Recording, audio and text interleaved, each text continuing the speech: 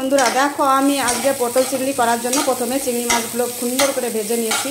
সুন্দর করে ভেজে নিয়ে এখানে দেখো পটল চিংড়ি সবই ভাজা আছে। তো রেসিপিটা সম্পূর্ণ দেখার জন্য অনুরোধ রইল। তো বন্ধুরা দেখো এখানে আমি পেঁয়াজ, রসুন, আদা, শুকনো লঙ্কা, জিরে, গরম মশলা, টমেটো দিয়ে মিক্স করে নিয়েছি এখানে মশলাটা। তো বন্ধুরা দেখো গরম কড়াইতে আমি পরিমাণ মতন তেল দিয়ে দিচ্ছি দেখো পটল চিংড়ি করার জন্য। তো বন্ধুরা দেখো সোমবারে দিচ্ছি জিরে ফোড়ন, তারপরে দেখো মিক্স করা মশলা।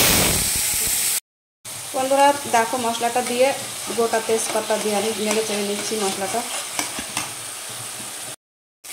দেখো বন্ধুরা সুন্দর করে আমার মশলাটা কষাই করা হয়ে গেছে। এখন দেখছি দেখো চিংড়ি মাছ সমেত সব কিছু দিয়ে আমি নেড়ে চেড়ে নিচ্ছি সুন্দর করে।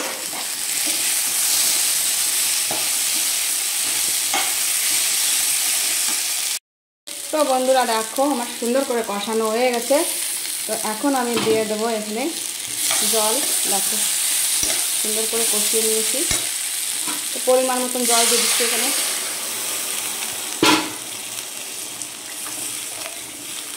গাইস দেখো আমার মেয়েও হাত লাগাচ্ছে, আলুগুলোই করিস না। তো রান্নাটা কেমন হয়েছে দেখো, পটল চিংড়িটা রান্না হয়ে গেছে। দেখো আমি স্নান করে আসলাম, মেয়ের রান্নাও হয়ে গেছে। তো ভালো লাগলে অবশ্যই কমেন্টে জানিও, আর কার কার এই পটল চিংড়ি খেতে ভালো লাগে অবশ্যই জানাও আমাকে। দেখো এই যে নামিয়ে নিয়েছি পটল চিংড়িটা, অবশ্যই জানাবে কেমন হয়েছে। আর ভালো লাগলে অবশ্যই সবাই একটু শেয়ার করে দেবে ভিডিওটা। ভালো লাগলে সবাইকে শুভ দুপুরের শুভেচ্ছা, সবাইকে টাটা, বাই বাই।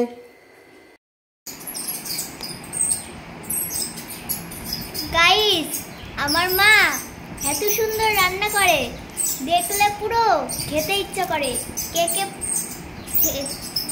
খেয়েছে এইসব পটল চিংড়ি, পাট শাক? আমি তো অনেক অনেক ভাত খাই। শুধু গল্প, তাই না? শুধু ভালোই সুন্দর গল্প করতে পারো। তো গাইস দেখো ওর ফেভারিট খাবার তৈরি করেছি আজকে। তো পটল চিংড়ি আর হচ্ছে পাট শাক চিংড়ি মাছ দিয়ে করেছি। তো খুবই সুন্দর খাবার।